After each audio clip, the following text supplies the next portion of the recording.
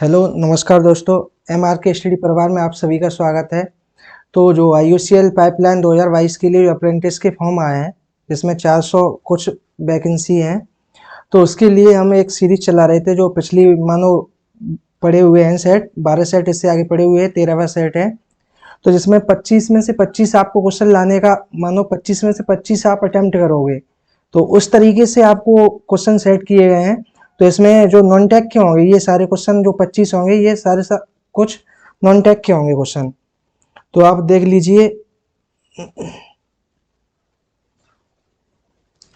अब देखो, ये आईयूसीएल क्रैश कोर्स चल रहा है। ये आईयूसीएल अप्रेंटिस के लिए क्रैश कोर्स चल रहा है, जिसका प्राइस कितना है? प्राइस तो है 250। कितना? 250 या 250 रुपीज ओनली। तो ये क्या है, इस पर हम लोगों ने क्या फ्लैट ऑफ कर रखा है, कितना? 70 रुपये। तो अब ये आपको पड़ेगा ओनली 180 रुपीज का। तो ये ध्यान रखना है, इसमें आपको 180 रुपये में आपको जैसे पीडीएफ है, पीडीएफ प्रोवाइड की जाएगी, वीडियो होंगी, उसके बाद आपको टेस्ट सीरीज होगी। क्या होगी? टेस्ट सीरीज होगी। तो इन सब का आपको ये ओनली कितने रुपए मिल रहा है? 180 रुपये में आपको मिल रहा है। और उसमें आपका पीडीएफ, वीडियो और टेस्ट सीरीज, ये सारा कुछ मिलेगा। और ये मिलेगा कहाँ पे? तो एमआर के स्टडी नाम से हमारा क्या एक एप्लीकेशन है। आप प्ले स्टोर पर जाओगे, एमआर के स्टडी नाम से एप्लीकेशन मिलेगा, उसे आप डाउनलोड कर लोगे। और डाउनलोड करने के बाद ये सारा कुछ देखोगे, तो उसमें आपको आईयूसीएल के लिए मिलेगा। तो उसी में जाके आप नीचे जाओगे तो उस पर फ्लैट ऑफ करके दे रहा होगा 70 रुपये। तो एमआर के 70 करके आपको वो कूपन यूज करना है, जिससे आपको 70 रुपये का या 70 रुपये का आपको क्या मिल जाएगा? डिस्काउंट मिल जाएगा। और ये आपको कितने का पड़ेगा फिर? 180 रुपये का। तो ज़्यादा से ज़्यादा लोग इसे खरीदें। और ये अभी बेस्ट प्राइस चल रहा है, कुछ ही दिनों में इसके क्या हुए, प्राइस हाइक होने वाले हैं। तो कृपया करके ज़्यादा से ज़्यादा लोग खरीद लें, नहीं तो फिर बाद में आपको ज़्यादा पैसे चुकाने पड़ेंगे। तो ये हमारा एमआर के स्टडी नाम से एप्लीकेशन है, इसी पे सारा कुछ मिलेगा आपको। तो हम देखते हैं इसी में अगले क्वेश्चन से।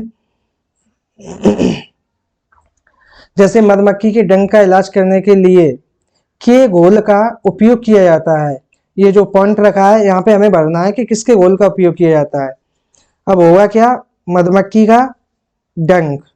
जैसे मधुमक्खी होती है, आपको काट लेती है, तो काटने के बाद क्या होता है, वो एक जहां काट लेती है उस स्थान पे अपना क्या छोड़ देती है? एक मानो एक उसमें होता है आपका एसिड होता है। अब वो एसिड क्या होता है?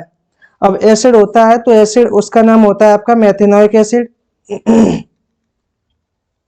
बता देता हूं आपको, मेथेनोइक एसिड। और उसका फॉर्मूला क्या होता है? HCOOH। क्या होता है? HCOOH। यहाँ कहीं कहीं लिखा आ जाता है आपका CH2O2, ऐसे भी लिखा आता है। और ये होता है क्या है आपका? मेथेनोइक एसिड होता है। और इसे फार्मिक एसिड भी बोलते हैं। क्या? Formic acid. फॉर्मिक एसिड या मेथेनोइक एसिड।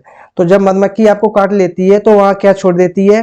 फॉर्मिक एसिड या मेथेनोइक एसिड। अब हमें पता है कि कोई एसिड है, एसिड को न्यूट्रल करने के लिए हमें क्या देना पड़ेगा? बेस देना पड़ेगा।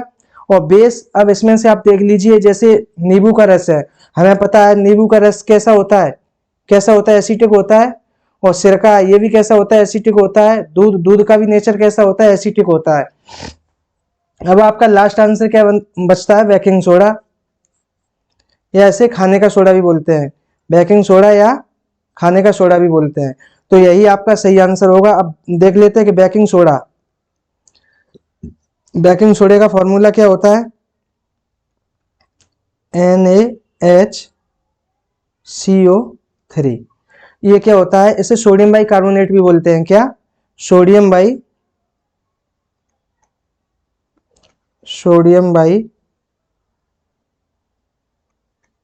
कार्बोनेट। तो ये हमें ध्यान रखना है। अब यहाँ पे क्या करेंगे, जैसे आपका मानो मधुमक्खी ने डंक मारा, तो वहां पे क्या छोड़ दिया? क्या छोड़ दिया आपका? वहां पे आपका एसिड छोड़ दिया। अब उसे हम नॉर्मल करने के लिए क्या करेंगे? बेस मिलाएंगे। तो बेस उस पर क्या होता है? या उसका घोल या पाउडर फॉर्म में भी आप जहाँ पे काटा हो वहाँ उसका क्या करोगे, मलोगे, तो आपका क्या हो जाएगा, वो न्यूट्रल कंडीशन में आ जाएगा। न्यूट्रल कंडीशन में आ जाएगा तो ना तो वो एसिड रहेगा ना बेस रहेगा, कुल मिला के नॉर्मल हो जाएगा स्थिति। तो इसमें हम यूज करते हैं। इसके बाद देखते हैं अगला क्वेश्चन कि कौन सा ऊतक पौधों को कठोर एवं दृढ़ बनाता है। तो which tissue makes plants hard and firms. तो आप देख लीजिए, तो ये वाला है हमारा जो क्वेश्चन, उसमें ऑप्शन दिए हुए हैं आपका जाइलम, स्लेरेकाइमा, कोलेनकाइमा और पेरेनकाइमा। तो ये चीज हमको ध्यान रखना होगा। तो ये सब क्या है, ये सब क्या है, टिश्यू हैं। और ये टिश्यू किसमें पाए जाते हैं, प्लांट टिश्यू हैं ये सारे, जाइलम, स्लेरेकाइमा और कोलेनकाइमा और पेरेनकाइमा, ये सब क्या है, प्लांट टिश्यू है। और टिश्यू का काम क्या होता है उसकी संगठन या संरचना को तैयार करना। तो यहां देख लीजिए, जो जाइलम का काम होता है, जाइलम क्या करता है, क्या करता है, ये जल का संवहन करता है, जल का फॉर्मेशन या वाटर फॉर्मेशन करता है इन प्लांट, जल का संवहन। और किसमें करता है, जड़ से। और जल कहां से जाएगा, जड़ से ही तो जाएगा, जड़ से। और या वाटर फॉर्मेशन करता है कहां से, तो रूट से। अब बात करते हैं हम स्लेरेनकाइमा। तो स्लेरेनकाइमा का काम क्या होता है, ये पौधे को कैसा बनाता है, हार्ड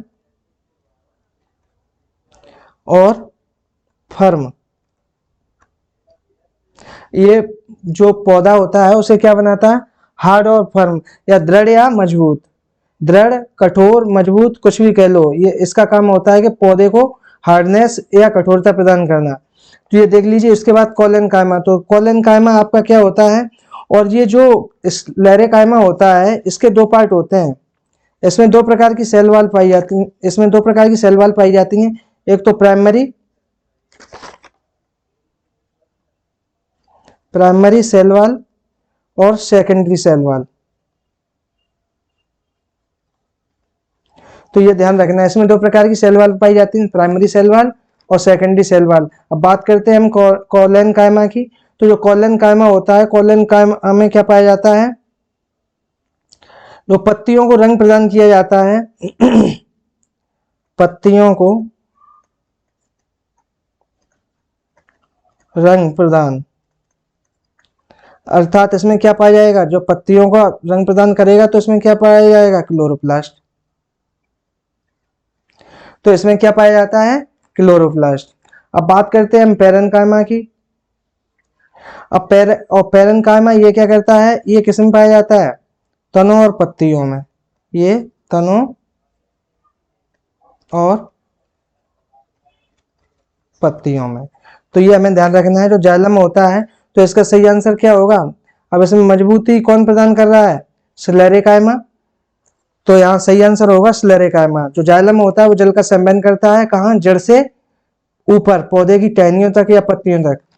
और स्लेरेकाइमा ये क्या करता है, उसे दृढ़ता और क्या, दृढ़ता और कठोर बनाता है, दृढ़ या कठोर बनाता है। और कोलेनकाइमा पत्तियों को रंग प्रदान करता है, क्लोरोप्लास्ट। इसमें ही पर्णहरित या क्लोरोप्लास्ट पाया जाता है। पेरेनकाइमा तनों और पत्तियों में पाया जाता है। इसके बाद देखते हैं अगला क्वेश्चन कि राम सेतु निम्न में से कहां पर स्थित है। तो where is Ram Setu situated. तो जो राम सेतु, अब राम सेतु के बारे में तो सभी जानते होंगे। जब क्या हुआ था, जब रामादल ने या राम की सेना ने जब क्या श्रीलंका पर चढ़ाई की थी, तो उसके लिए क्या बनाया गया था, एक पुल बनाया गया था, जिसका निर्माण किसने किया था, किसने किया था, नल और नील। ये नाम के तो मैं तो कहूंगा सबसे बड़े साइंटिस्ट यही थे, तो वो इंजीनियर, सॉरी। तो यहाँ देखते हैं, वेयर है राम सेतु। राम सेतु कहाँ पर है, तो दिए ऑप्शन आपका पाकजल डमरू, कील नहर और बेरिंगल संधि, और आपका दिया है जिब्राल्टर। तो ये हमें ध्यान रखना है। अब हमें एक चीज पता है कि ये राम सेतु कहाँ पड़ता है, भारत और श्रीलंका के बीच में। जैसे ये मानो ये आपका हो गया, मानो भारत, ये यहाँ पे ये मानो श्रीलंका हो गई। अब यहाँ ये बीच में है, बीच में। अब यहाँ से आया है ये ऐसे करके ये सेतु। तो ये कहाँ पे पड़ता है, ये आपका क्या है, पाक जल डमरू। पाक जल डमरू है ये। अब यहाँ पे क्या है, अब ये जो है ये वाला ये आपका क्या है, राम सेतु। ये क्या है आपका, राम सेतु। तो अब ये देख लीजिए, ये क्या है, ऊपर वाला इंडिया है आपका या भारत, और नीचे वाला क्या है, श्रीलंका। तो देख लीजिए ये जो पड़ रहा है वो कहाँ पड़ेगा, पाक जल डमरू श्रीलंका और भारत के मध्य में। तो इसका जो सही आंसर होगा वो क्या होगा, पाक जल डमरू। अब इसके बाद देखते हैं हम अगला क्वेश्चन कि एक वस्तु 60 न्यूटन का बल आरोपित होता है।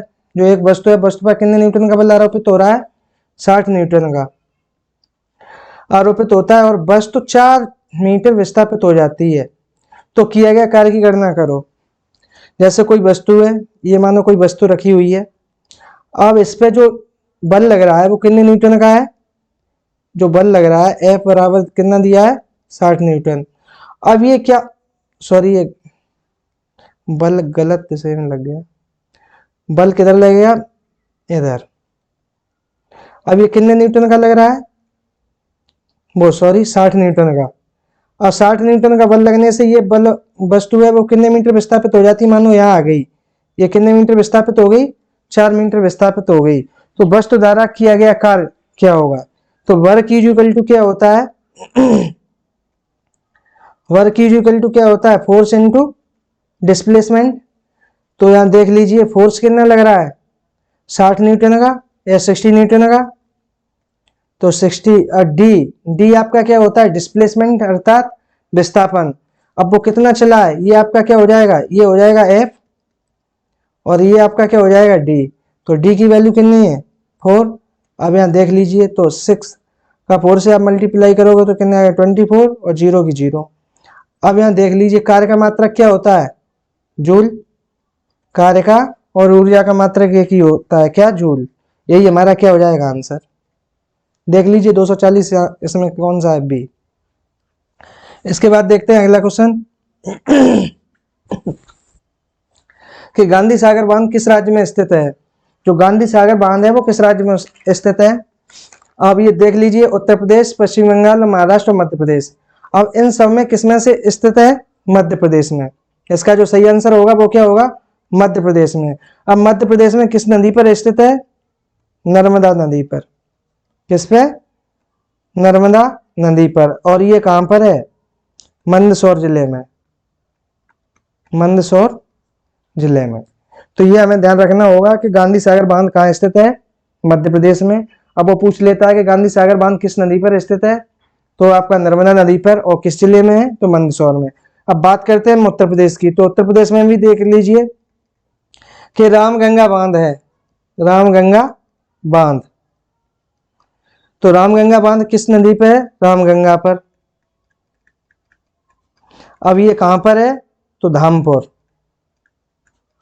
अब इसके बाद देख लीजिए पश्चिमी बंगाल। तो पश्चिमी बंगाल में आपका क्या है मुकुटमणि बांध। पश्चिमी बंगाल में क्या, मुकुटमणि, मुकुटमणि बांध।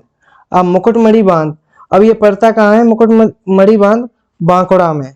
और ये किस नदी पर है, ये आपका है कंगसावती। कौन सा, कंगसावती नदी।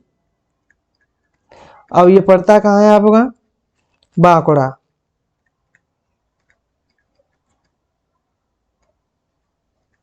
बांकुड़ा में। अब बात करते हैं महाराष्ट्र की। तो महाराष्ट्र में कौन सी नदी है, कोयना, और कोयना बांध भी है, कोयना बांध।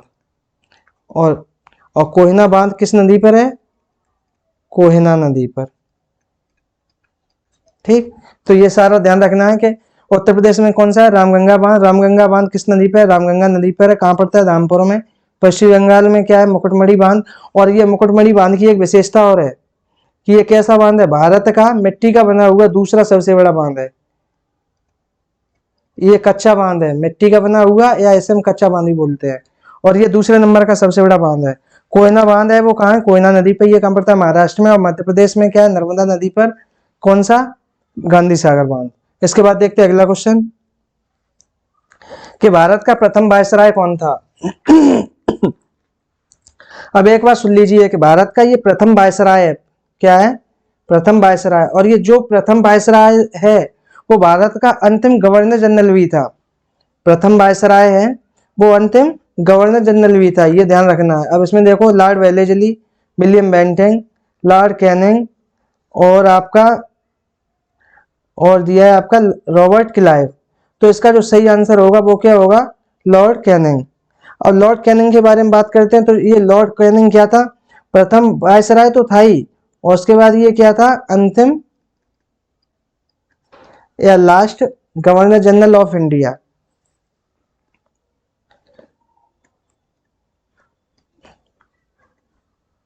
गवर्नर जनरल ऑफ इंडिया ये भी था। तो यहां देख लेते हैं हम कि ये कब से कब तक क्या रहा है। तो ये 1856 से लेके 1858 और 58 से लेके 62, 1862। तो यहां से यहां तक ये क्या रहा है, अंतिम गवर्नर जनरल, ठीक, अंतिम गवर्नर जनरल। और इस बीच में ये क्या रहा है आपका, वायसराय,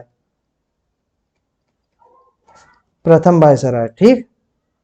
तो ये ध्यान रखना होगा कि प्रथम वायसराय और अंतिम गवर्नर जनरल कौन था आपका, लॉर्ड कैनिंग।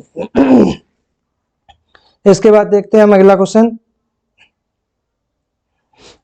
तो ये क्या है आपका, नीति आयोग के पदेन अध्यक्ष के रूप में कौन कार्य करता है।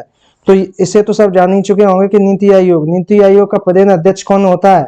पहले ये क्या था, नीति आयोग का पहले क्या चलता था, योजना आयोग।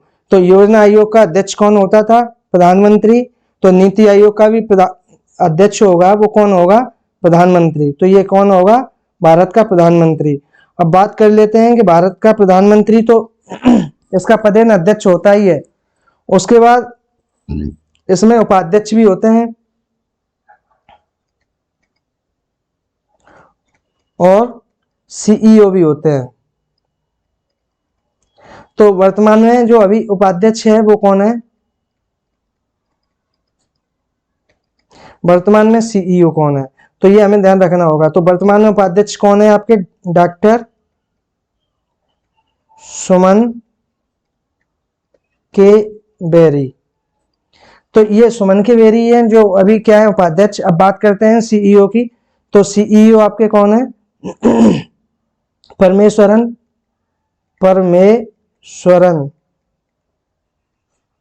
अय्यर।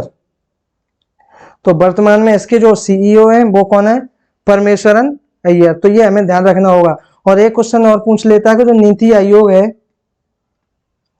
जो नीति आयोग है, तो नीति आयोग ये कैसी संवैधानिक संस्था है या गैर संवैधानिक संस्था है। तो ये कैसी है, नॉन कॉन्स्टिट्यूशनल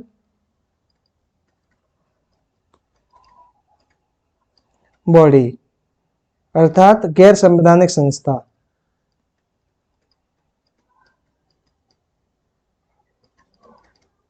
गैर संवैधानिक संस्था। तो ये हमें ध्यान रखना होगा। ये पूछ लेता है कि नीति आयोग एक कैसी संस्था है, संवैधानिक है या गैर संवैधानिक है। तो ये कैसी संस्था है, गैर संवैधानिक है। इसके बाद देखते हैं अगला क्वेश्चन कि एक समकोण त्रिभुज का न्यून कोण 62 डिग्री है, दूसरे न्यून कोण का मान क्या होगा। अब आप देख लीजिए, जब कोई समकोण त्रिभुज होता है तो उसमें कितने न्यून कोण होते हैं। जैसे ये मैंने बना लिया कोई समकोण त्रिभुज, ये हमारा 90 डिग्री का हो गया। समकोण त्रिभुज में क्या होता है कि कोई एक कोण होता है वो क्या होता है, समकोण होता है, अर्थात वो क्या होगा, 90 डिग्री का होगा समकोण, या ऐसे क्या बोलते हैं, राइट एंगल।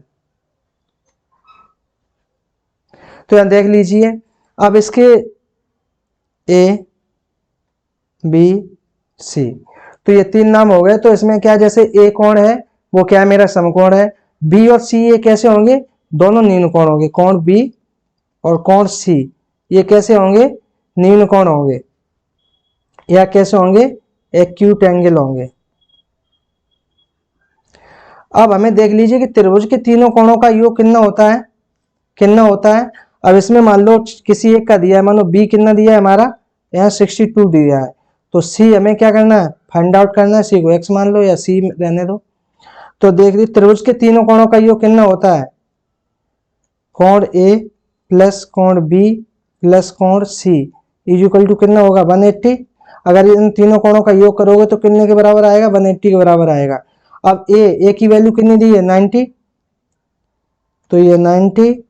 कोण बी की वैल्यू कितनी दी है, 62, और कोण सी का निकालना है, इज इक्वल टू 180। अब देख लो यहाँ पे, तो 2 और 9 6 कितने हुए, 15, कोण सी इज इक्वल टू 180। अब यहाँ निकाल लीजिए कि कोण सी की वैल्यू कितनी हो जाएगी, 180 माइनस के 152, ये उस तरफ ले जाओ तो माइनस के हो जाएंगे। सी की वैल्यू कितनी हो जाएगी, 28।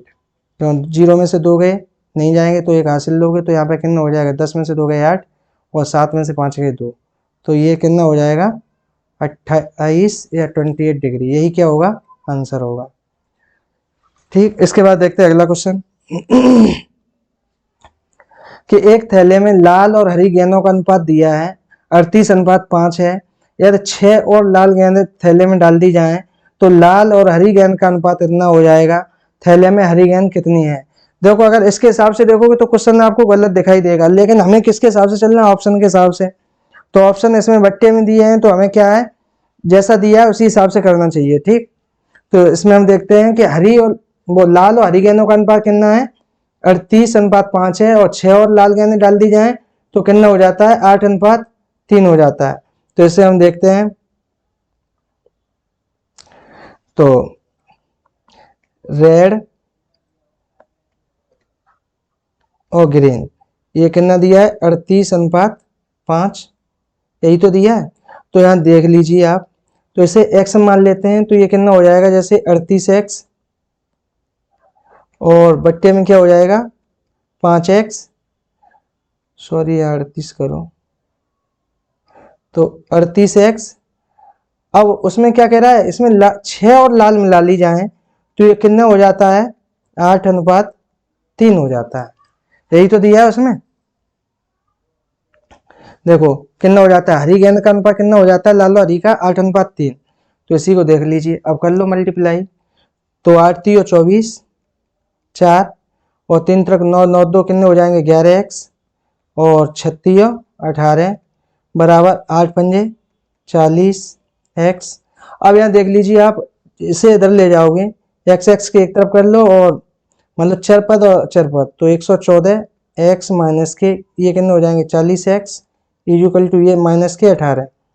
अब बात देखो यहाँ पे क्या हो रहा है, लाल और हरी गेंदों की तो बात हो रही, तो कोई भी चीज होती है वो ऋणात्मक नहीं हो सकती है, तो यहाँ नेगेटिव चिन्हों को हम हटा सकते हैं। अब यहाँ पे आपका कितना बचेगा, 4, और यहाँ देख लीजिए आपका यहाँ 4, अब यहाँ 11 में से ये गए तो ये कितने बचेंगे, 70 मानो 7, x इज इक्वल टू 18, 2 से काट दो तो यहाँ कितने बचेंगे, 37, और इधर कितने हो जाएंगे, 9, तो यहाँ 37 x इज इक्वल टू 9, तो x इज इक्वल टू 9/37। अब वो पूछ के रहा है कि हरी गेंदों की संख्या बताओ, नंबर ऑफ ग्रीन बॉल, तो कितना हो जाएगा, ये कितनी है, 5 ही तो है, और x की वैल्यू निकाल दो, तो 5x, तो 5 इंटू एक्स की वैल्यू कितनी है, 9/37, तो 9 पंजे 45/37, तो यही मेरा क्या हो जाएगा, आंसर। ठीक, तो ये हमें ध्यान रखना है, जो सही आंसर इसका क्या होगा, 45/9। तो यहाँ देख लीजिए 45/37, तो यहाँ कौन सा आंसर होगा, ऑप्शन सी।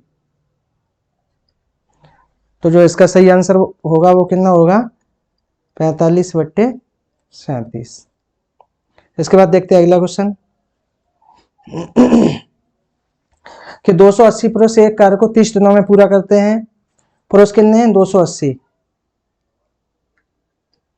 280 पुरुष हैं और एक कार्य को 30 दिनों में पूरा करते हैं और 4 दिन काम करने के बाद, कितने दिन? 4 दिन काम करने के बाद 80 पुरुषों ने काम छोड़ दिया। शेष कार्य को पूरा होने में कितने दिन का समय लगेगा? तो ये हमें निकालना है। देखो जो 280 पुरुष हैं वो केवल कितने दिन तक काम करते हैं? 4 दिन तक। अगर वो 280 पुरुष 26 दिन तक और काम करते तभी तो वो 30 दिन में खत्म होता। तो जो 280 पुरुष हैं उनने कितने दिन तक काम किया है? मतलब कितने दिन और करते? 26 दिन, तभी तो काम पूरा हो पाता। काम ही तो हमें पूरा करना है। अब वो क्या कह रहा है कि 4 दिन काम करने के बाद 80 पुरुषों ने काम छोड़ दिया। अब 4 दिन काम करने के बाद तो यहाँ दिन तो हमारे कितने रह गए? 30 में से 4 गए तो 26 ही तो बचे। अब वो कह रहा है कि 80 पुरुषों ने काम छोड़ दिया, तो अब पुरुष हमारे पास कितने बचेंगे? 280 में से 80 गए तो 280 माइनस के 80, यही तो हुआ। अब वो देख लो अब कितने दिन तक काम किया है उसने, ये हमें निकालना है। इसके शेष कार्य होने में कितने दिन पूरे लगेंगे? तो माना x दिन और लगेंगे। अब कर लो हल आप। तो ये 280 हुए, तो 280 इंटू 26 बराबर ये 280 में से 80 जाएंगे तो कितने बचेंगे? 200 इंटू क्या है x। अब यहाँ 0 से 0 खत्म और 4 से काट दो, 4 सत्ते 28 और 4 पंजे 20। अब यहाँ मल्टीप्लाई कर लो, 6 सत्ते 42 और 7 दूनी 14 और 4 18 और बराबर यहाँ कितने आ गए? 5x। तो x की वैल्यू कितनी हो जाएगी? 182/5। 5 का डिवाइड करो तो 5 त्रिया 15, कितने बचे? 3, 32 हो गए। 5 चंगे 30, कितने बचे? 2, 2/5। तो ये हमारा क्या आ गया? आंसर।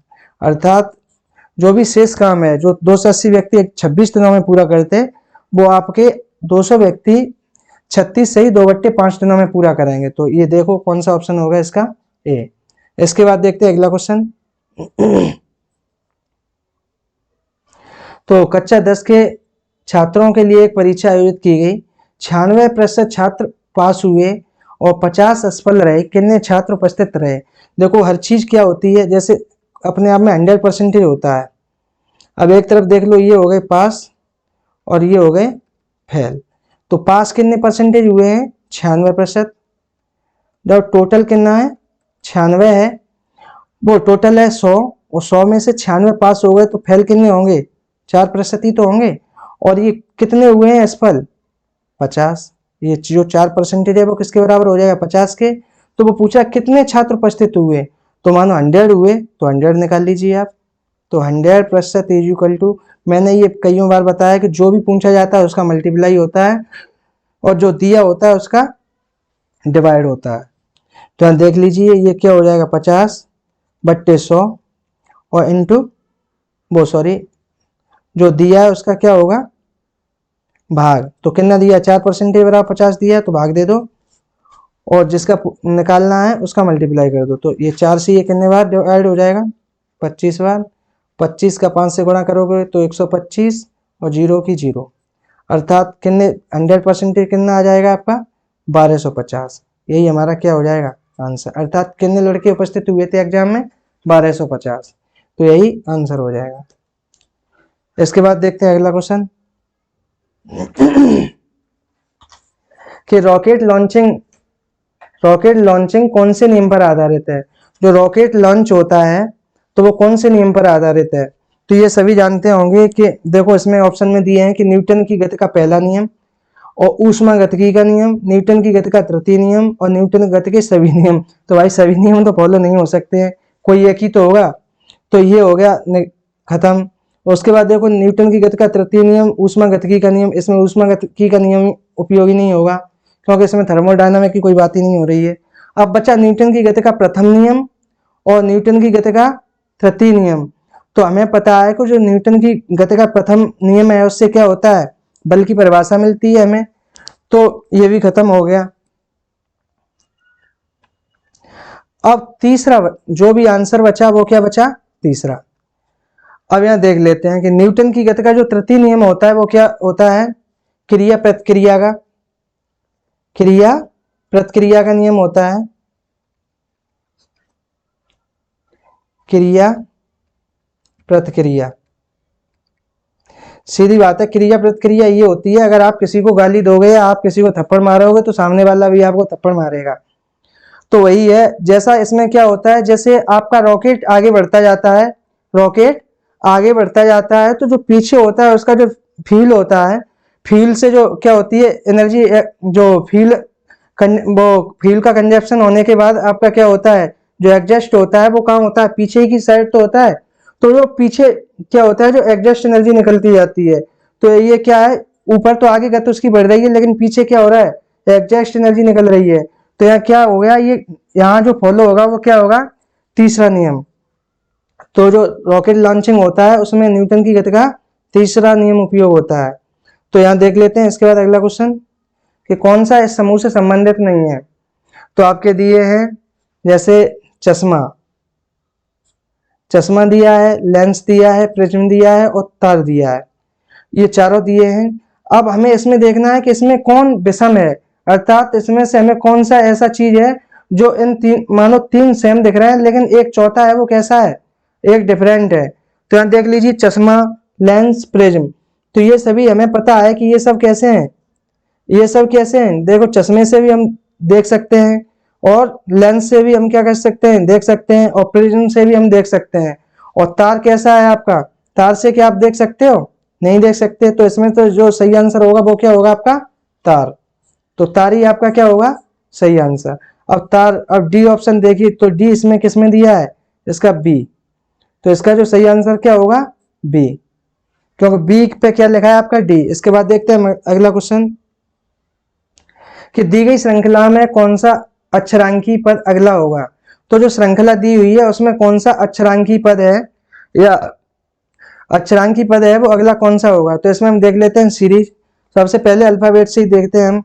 जैसे ये डी है, डी के बाद ई आ रहा है, ई के बाद क्या आ रहा है, एफ, एफ के बाद क्या आएगा आपका जी, और जी के बाद हमारा कौन सा अक्षर आता है, एच, क्योंकि इसमें देखो क्रम लगा हुआ है, एक के बाद दूसरा है, इसमें कोई गैप तो है नहीं, तो कंटिन्यू जो अक्षर आ रहे हैं, तो जी के बाद क्या आ जाएगा, एच। अब ऑप्शन में देख लीजिए एच हमें कहीं दिखाई दे रहा है, एक ही दिखाई दे रहा है एच, तो यही मेरा क्या हो जाएगा, सही।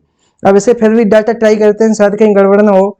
तो यहाँ देखो जैसे 10 और 13 में कितने का डिफरेंस है, 3 का। 13 और 16 में कितने का डिफरेंस है, 3 का। और 16 और ये 19 में कितने का डिफरेंस है, 3 का। अब 19 से आप चलोगे 3 बढ़ के आगे तो कितने हो जाएंगे, 22। तो यहाँ 22 देख लो। तो इस तरह से मेरा कौन सा आंसर सही होगा, 22H। इसके बाद देखते हैं अगला क्वेश्चन कि 11 किलोग्राम की एक वस्तु जब भूमि से 8 मीटर की ऊंचाई पर हो, वस्तु का वजन दिया है, जो वस्तु का द्रव्यमान दिया है आपका कितना दिया है, 11 किलोग्राम। अब 11 किलोग्राम की वस्तु है और उसे कितने मीटर ऊंचाई पर रखा गया है, 8 मीटर ऊंचाई पर। तो इसमें निहित ऊर्जा कितनी होगी। तो जब भी हमारा क्या दिया है, जब ऊंचाई दी होती है तो सीधी बात है इसमें आपकी क्या होगी, गतिज ऊर्जा होगी या स्थितिज ऊर्जा, हमेशा स्थितिज ऊर्जा होगी इस कंडीशन में। जैसे ये कोई मानो 11 किलोग्राम का पिंड है, ये m दिया है, इसका कितना 11 किलोग्राम। अब यहाँ देख लीजिए ये जमीन से कितनी ऊंचाई पर है, जमीन से इसकी ऊंचाई कितनी है, 8 मीटर। ये हमें ध्यान रखना है, जो ऊंचाई है वो कितना दिया है, 8 मीटर, और ये क्या होगा, h ही तो होगा 8 मीटर। जी का मान हमें दिया है, जी का मान कितना दिया है, 9.8 मीटर प्रति सेकंड स्क्वायर। तो ये हमें ध्यान रखना होगा। अब जो हमारा ऊंचाई जिस कंडीशन में दी होती है वहां पे हमारा क्या होता है, स्थितिज ऊर्जा होती है। अब स्थितिज ऊर्जा के लिए फॉर्मूला क्या होता है हमारा, पोटेंशियल एनर्जी के लिए U इक्वल टू mgh।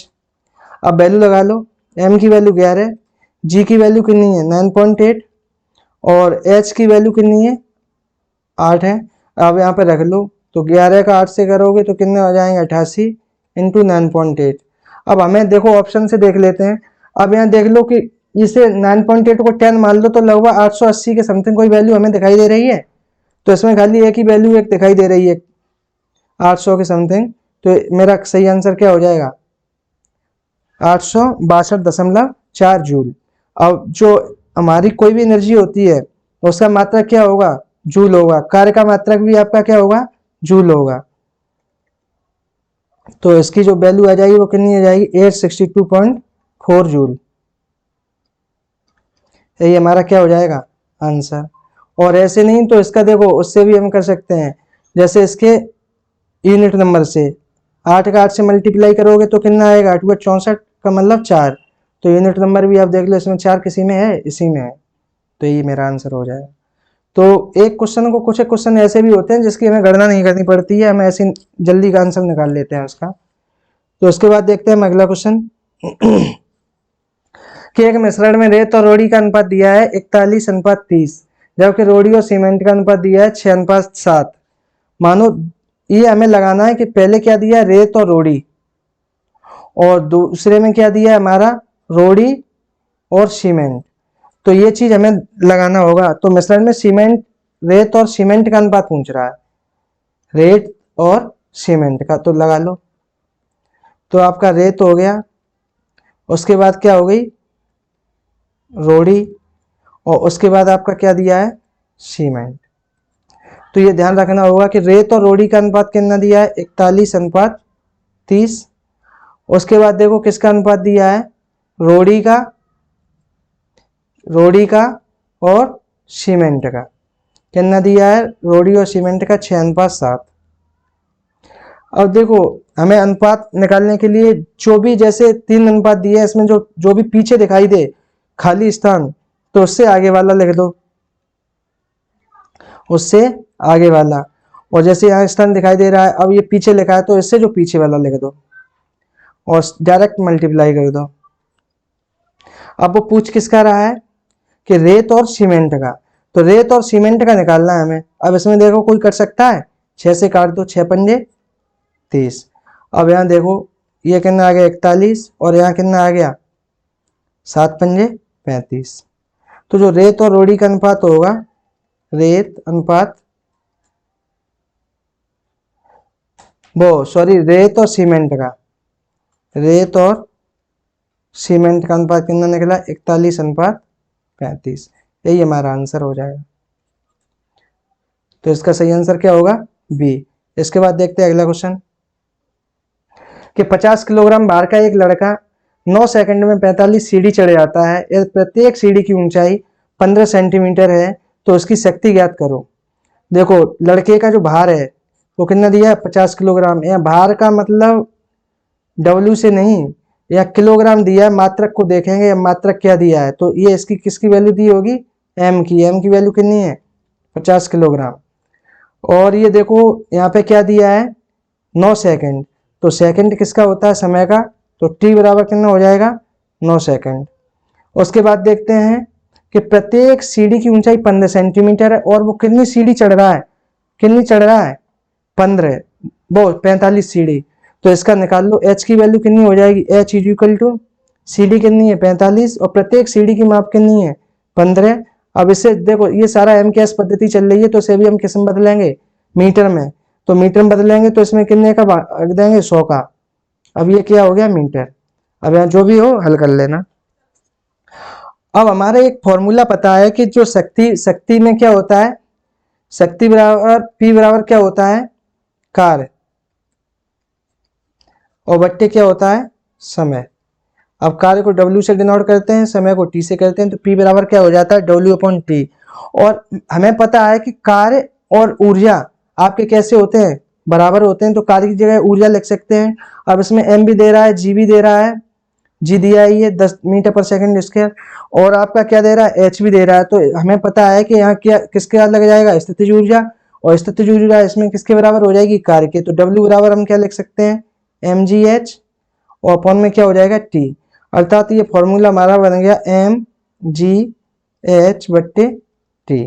अब इनकी वैल्यू रखते जाओ। m की वैल्यू कितनी है 10, m की वैल्यू 50, g की वैल्यू कितनी दी है 10, ये दी है देखो g की वैल्यू 10 मीटर पर सेकंड स्क्वायर, तो 10। अब h की वैल्यू कितनी है 45 इंटू 15, और बट्टे में कितने हैं 100, तो 100 लिख लो। और समय क्या है आपका 9। अब यहाँ देख लो काट लो, तो 1 0 2 0, 0 से 0 खत्म, और 9 पंजे कितने हो गए 45। 45 अब जो बचा है उसी लिख लो आप। तो क्या बचा 5 और यहाँ कितने बचे 5 और यहाँ 15। अब 15 का पचम 25 15 का गुणा 25 से करोगे तो आपके कितने आएंगे 25 इंटू 15। अब इसका आप करोगे तो 15 पंजे 75 और 15 दूनी 30 30 और 7 कितने हुए 37। अब ये देखो शक्ति का मात्रक क्या होता है वाट। तो 375 वाट। इसका जो सही आंसर होगा वो क्या हो जाएगा 375 वाट। तो इसका कौन सा ऑप्शन सही होगा डी। इसके बाद देखते हैं अगला क्वेश्चन। तो यही हमारे क्वेश्चन थे। तो यही ये मानो जो 25 क्वेश्चन की सीरीज थी वो यहीं पे खत्म होती है। इसके बाद देखते हैं हम जो मैंने प्रारंभ में आपको बताया था कि IOCL के लिए जो क्रैश कोर्स चल रहा है तो उसमें आपको सारा कुछ मिलेगा। तो उसका जो मेन प्राइस है वो तो 250 रुपए है। कितना 250 रुपए। अब इसमें से क्या है आपको 70 रुपए हैं वो क्या मिल रहे हैं ऑफ। तो ये आपको कुल टोटल कितने पे करने पड़ेंगे 180 रुपए आपको पे करने पड़ेंगे। तो 180 रुपए में आपको पता है क्या क्या मिल रहा है। आपको PDF भी मिलेगी। PDF के बाद आपको क्या मिलेंगी वीडियो भी मिलेंगी और मॉक टेस्ट भी मिलेंगे। तो कुल मिला के आप देख लीजिए कि इससे सस्ता और अच्छा कहाँ मिल सकता है आपको। क्योंकि 180 रुपए में आपको तीन चीज प्रोवाइड कराई जाएंगी PDF भी वीडियो भी और मॉक टेस्ट भी।